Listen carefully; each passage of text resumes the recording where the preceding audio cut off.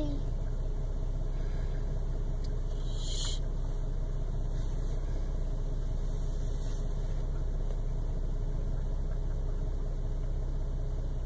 Hey guys, coming to you from the mighty Midwest. Off in the distance there, that cloud bank, that is part of Hurricane Joaquin, and we have been having the effects of the system since yesterday.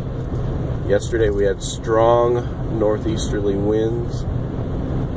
Usually the wind is out of the west or northwest, and I know it's part of a high pressure system, but it's wrapping the moisture around from Hurricane Joaquin. We've had light showers this morning, and today we have winds of 15 gusting to 30 miles an hour. So even up here in the